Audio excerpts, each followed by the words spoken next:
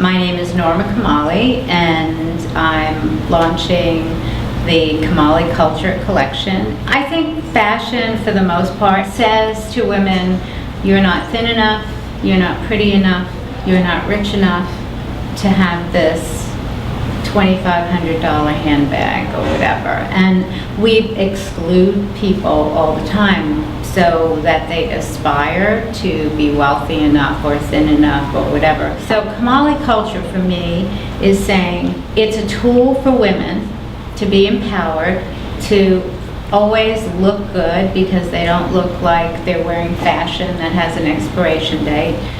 I want this line to be under $100.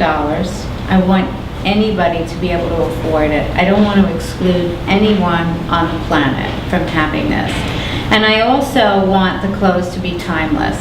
It's the kind of collection that you can pull things from, like you have a t-shirt or a pair of jeans that you wear with things. The styles here are meant to be those core basics. So it's a tool for women to be empowered, to always look good because they don't look like they're wearing fashion that has an expiration date. This is a collection that fits well, made well, under $100. You know, I've been just extremely lucky to have women from, I started in 1967, from Raquel Welch, and you name them, all the way up to Rihanna, Beyonce, Lady Gaga, everyone. And in between, there was Farrah Fawcett in the 70s. And so she happened to have my swimsuit in her bag when she was with the photographer on the beach, and she just pulled it out and put it on.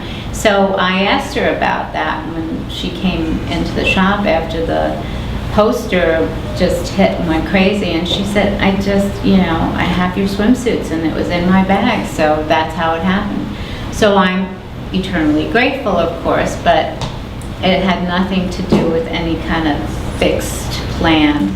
My goal was to paint, and I studied anatomy for a long time, and I loved painting. My mother painted, so at an early age, that was just something you did. I went to FIT on a scholarship and decided I wanted to be a fashion illustrator.